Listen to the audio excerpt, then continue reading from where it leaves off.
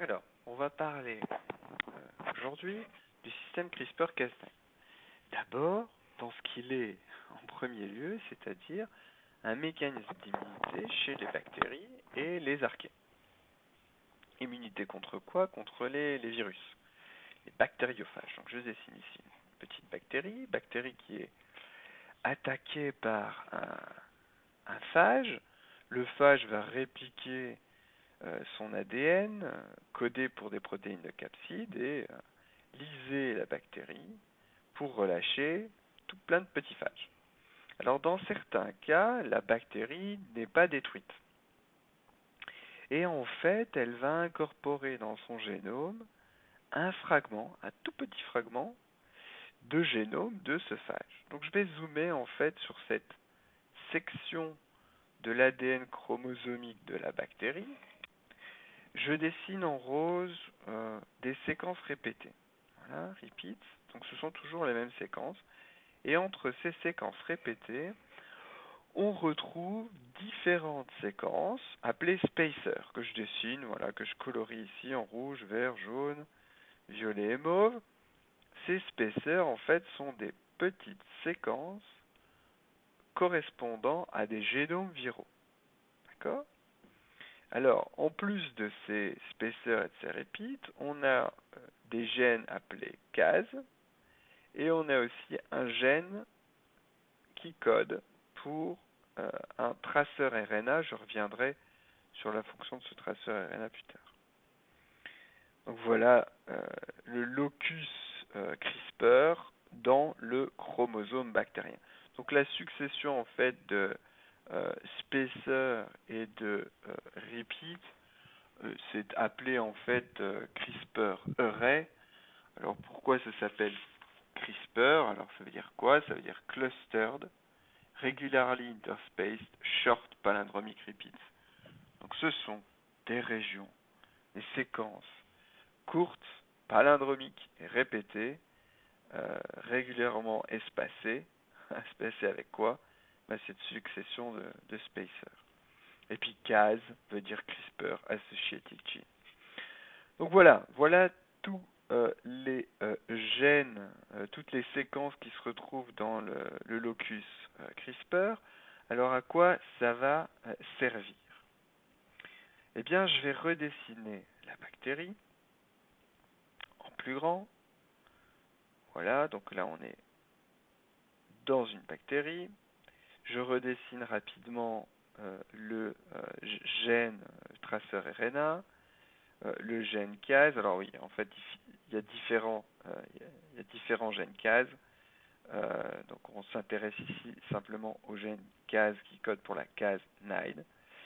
Et je redessine la succession de repeats et de spacers. Donc encore une fois, les spacers sont des séquences virales euh, de, euh, de prophage.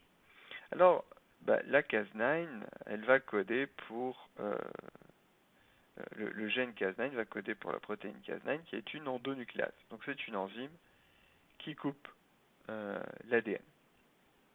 Et le CRISPR-Array lui ne va pas coder pour des protéines, mais pour des petits ARN, appelés CRISPR-RNA.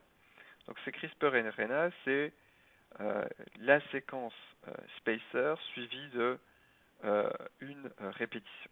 Voilà. Et ce CRISPR-RNA va être reconnu par le traceur RNA. Le traceur RNA est en fait complémentaire de la section répétée du CRISPR-RNA. Alors je dessine ici un phage qui vient infecter ma bactérie.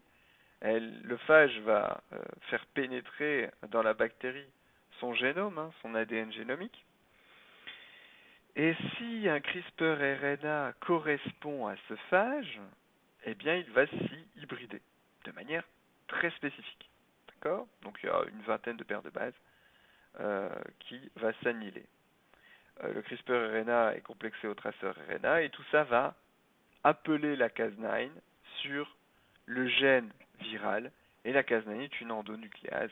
La Cas9 va couper le génome du virus et ainsi empêcher l'infection de la bactérie par le virus. Donc voilà un système d'immunité de la bactérie contre un prophage. Alors le système CRISPR-Cas9 a été détourné pour être utilisé dans l'édition génétique. Pourquoi? Bien parce que grâce à ce système-là, on va pouvoir couper à n'importe quel endroit dans le génome d'une bactérie eucaryote et de manière extrêmement spécifique. Donc je dessine ici, on est à l'intérieur cette fois-ci du noyau d'une cellule eucaryote, voilà son ADN génomique. Imaginons que l'on veuille le couper pour le modifier. Eh bien, je vais faire rentrer dans cette cellule un guide RNA. Le guide RNA, c'est en fait une fusion entre le CRISPR-RNA et le traceur RNA. Je l'ai dessiné de manière à ce qu'il reconnaisse de manière absolument spécifique une séquence particulière, un endroit particulier dans le génome. Ce guide RNA va guider la Cas9, va positionner la Cas9 qui va faire son travail, c'est-à-dire couper. Alors, la Cas9 a un NLS, Nuclear Localization Signal. Donc, après la coupure, eh bien, la cellule va réparer, soit en utilisant le NHEJ, Non-Homologous Enjoining. Cela a pour conséquence l'insertion ou la délétion de bases, et donc l'inactivation d'un gène, par exemple. La cellule va aussi pouvoir réparer en utilisant l'homologous direct repair si on lui fournit un template, un modèle. Donc en lui fournissant un modèle, on va pouvoir modifier la séquence du gène en insérant par exemple cette section bleue, par exemple pour corriger un gène défectueux, ou alors insérer un transgène. La section bleue ne peut pas être très longue, c'est une délimitation du système pour l'instant. Alors comment on fait rentrer le guide? Comment on fait rentrer la Cas9? Comment on fait rentrer le template? Eh bien, on va utiliser un vecteur viraux ou non viral. On l'a vu dans un autre cours. Alors, le système CRISPR-Cas9 a été utilisé, est utilisé en thérapie génique et thérapie antivirale, est utilisé pour créer des animaux génétiquement modifiés, donc à toute une série d'applications, toutes plus intéressantes les unes que les autres. Néanmoins, il est aussi associé à des craintes d'eugénisme, car nous pourrions utiliser ce système très facilement pour modifier le génome humain.